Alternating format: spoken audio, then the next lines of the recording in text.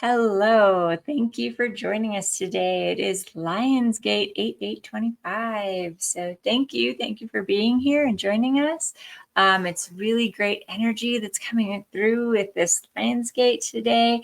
It's really amplifying our intuition and our manifesting, and it is an excellent time to kind of just cleanse and protect and reset, right? So today, we've been talking a lot about self-care and how self-care, especially at this time, is just super, super important. And we're talking about, having healthy boundaries, getting better sleep, really taking care of ourselves and our energy, right? And part of that self-care is protecting your energy. You need to have this kind of energetic hygiene, that would be really good to start trying to make a part of your daily routine, right? So there's some really simple, easy, and inexpensive ways to do that. So today I'm just going to kind of go over a few of those. We're going to talk about crystals and stones. I'm going to tell you also how you can kind of cleanse and charge those stones. I'm going to talk about salts. With salts, they've been used for thousands of years to cleanse and protect, okay? And we'll also talk about talismans and actually kind of what they are and what they do, what the purpose is, okay? So let's go ahead and start with the crystals and stones. So there's a lot of information out there. You can do a lot of research and see what different kinds of stones and crystals that you are drawn to. Trust your intuition, of course, especially in this time where your intuition is amplified. Really don't be afraid to look into the things that you are drawn to, okay? You're going to be drawn to them for a reason. Stones that are really good for grounding, there's tiger's eye, and serpentine. I carry this little stone of serpentine in my pocket almost every single day. It really helps with grounding. It really helps to kind of negate any kind of nervous energy, especially if you find like you can't get outside to get a good grounding, or you just don't have time for doing like a meditation or something. Then getting stones or crystals that are good for grounding is a great tool to have in your arsenal, okay? And I just stick it in my pocket, carried it around with me, okay? Amethyst is really well-known, popular, easy to get a hold of. It's really great for psychic protection. It's very calming, okay?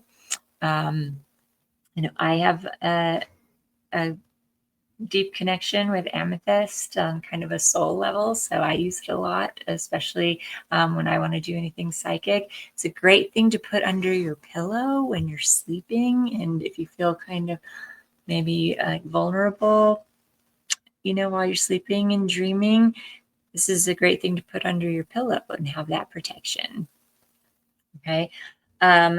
Black tourmaline absorbs negative vibes. There's labradorite. It helps with auric shield and intuition. There's just all kinds of different things. Look them up, figure out what you like. Clear quartz is also a really easy one to get a hold of. It's really good for just kind of clearing out any negative energy. I use this a lot with doing tarot readings and even clearing out my tarot decks and things. I get help with this. Clear quartz can also amplify energy. So you can use it in conjunction with another crystal or stone and kind of boost that energy even more, okay?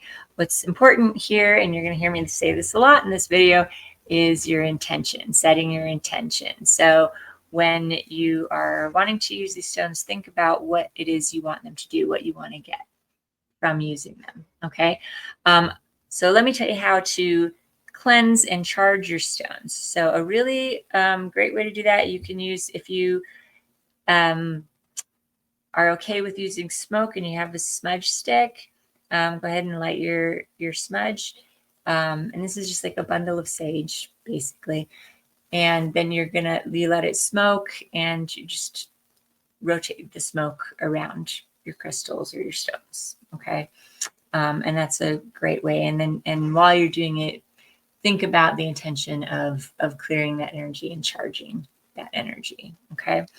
Another great way you can do it is doing a sun bath or a moon bath. And we have an excellent opportunity this weekend, just tomorrow, with the full moon, right? So if you want to put your crystals or stones out into the full moon, or you can even charge them with the sun during the day and the moon in the evening, right? And let them have that bath, and that will help cleanse the energy and charge them. Okay, you can also use salt. So you can put it in salt or rub salt on it. And that can also kind of clear and charge the energy. Because as I said before, salts have been used for cleansing and protection for thousands of years. So let's go ahead and start talking about salts. So with salt, you can use any salt that you want. Really, any salt that you want. So you can use,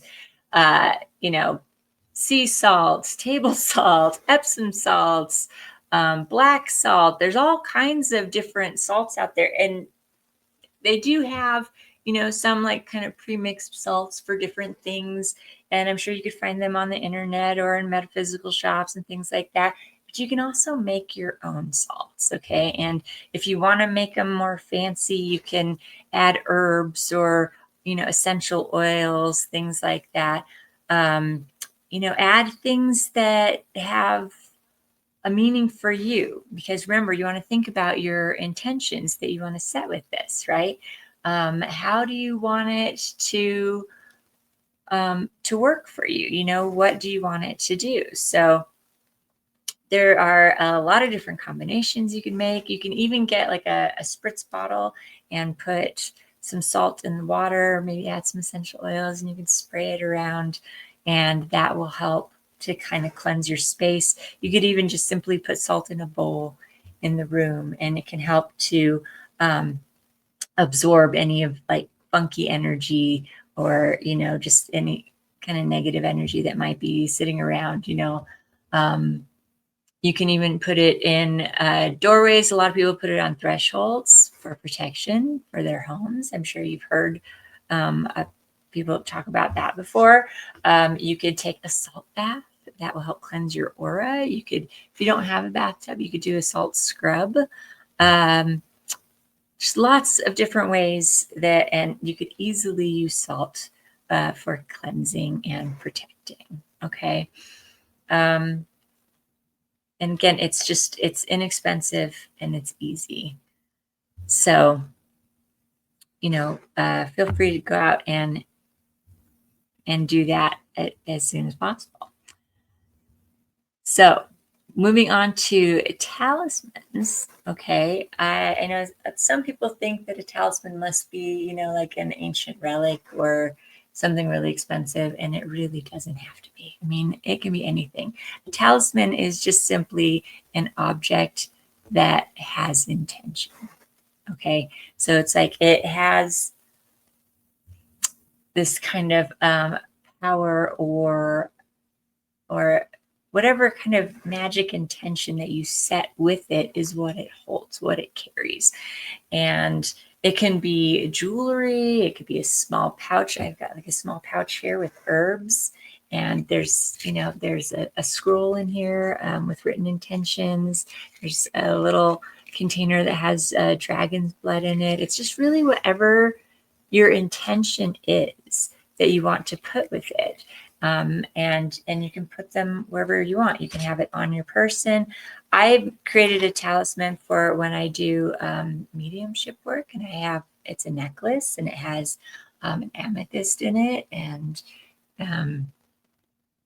I set intentions for that of, opening up that boundary where I can kind of have that energy of going through the veil and making myself available to that. Okay. So it really depends on your intentions, what intention you want to set with that. And you can also cleanse these the same way that you do with the stones and the crystals. Okay. You could use smoke, you could do the baths, you could do the salts, however you want to do it.